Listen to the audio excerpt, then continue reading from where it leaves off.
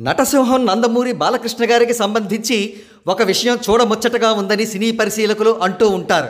అది ఏమిటంటే, ఒకప్పుడు మెగాస్టార్ చిరంజీవి గారు నంబర్ 1 స్థానంలో ఉంటే మిగిలిన అతి కొద్ది మంది టాప్ హీరోల్లో ఒకరిగా బాలకృష్ణ గారు ఉంటూ వచ్చారు.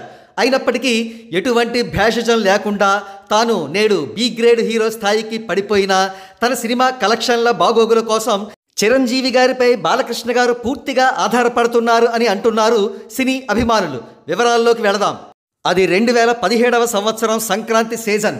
విపరీతమైన హైప్ ఉన్న చిరంజీవి గారి కంబ్యాక్ ఫిలిం ఖైదీ నంబర్ 150 రిలీజ్ కానున్న తరుణం. ఆ క్షణంలో చిరంజీవి గారి సినిమాకు పోటీగా తన సినిమా గౌతమిపుత్ర శాతకర్ణిని రిలీజ్ చేస్తే ఎంతో కొంత కలెక్షన్స్ వచ్చి తన సినిమా గురించి కూడా జనాలు చెప్పుకుంటారని బాలకృష్ణ గారు భావించి ఆ సినిమాను నిర్మాత చేత బలవంతంగా రిలీజ్ చేయించారు. బాలకృష్ణ గారి స్ట్రాటజీ బ్రహ్మాండంగా వర్కౌట్ అయింది. 30 కోట్ల కలెక్షన్స్ కూడా సాధించదనుకున్న శాతకర్ణి చిత్రం ఫుల్ రన్లో ఏకంగా ప్రపంచవ్యాప్తంగా 45 కోట్ల రూపాయలకు పైగా షేర్ సాధించింది.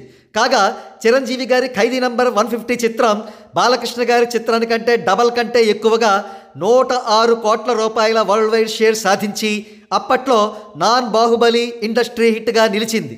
కాగా 2023 సంక్రాంతి సీజన్లో వాల్తేరు వీరయ్య సినిమా రిలీజ్ కానున్న తరుణంలో బాలకృష్ణ గారు 2022 డిసెంబర్లో రిలీజ్ కావలసిన తన వీరసింహారెడ్డి చిత్రాన్ని నిర్మాతలతో బలవంతంగా ఒప్పించి సంక్రాంతి సీజన్కు చిరంజీవి గారి సినిమాకు అపోజిషన్గా రిలీజ్ చేయించారు.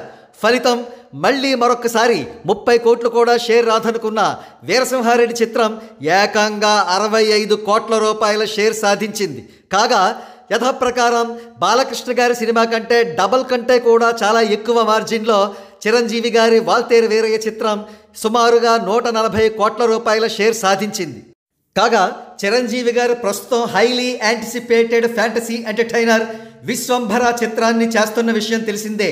ఈ చిత్రం రిలీజ్ డేట్ను జనవరి 10, 2025గా నిర్మాతలు లాక్ చేశారు. అయితే చిరంజీవి గారి చిత్రం ఎప్పుడెప్పుడు రిలీజ్ డేట్ అనౌన్స్ చేస్తారా అని కాచు కూర్చున్న బాలకృష్ణ గారు తన ప్రస్తుత ఆన్గోయింగ్ ఫిలిం NBK 109 కూడా సంక్రాంతి 2025కు కన్ఫర్మ్ చేశారు. ఈ దెబ్బతో బాలకృష్ణ గారు మళ్ళీ మరొక్కసారి 60 కోట్ల రూపాయలకు పైగా కళ్ళ చూడడం ఖాయమని, చిరంజీవి గారి విశ్వంభర చిత్రం దయతో అది ఖచ్చితంగా జరుగుతుందని ట్రేడ్ నిపుణులు అంటున్నారు.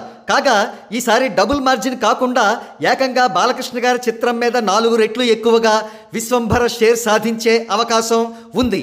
అంటే ఆ చిత్రానికి 250 కోట్ల పైగానే వరల్డ్ వైడ్ షేర్ వస్తుందని ట్రేడ్ నిపుణులు అంచనా వేస్తున్నారు.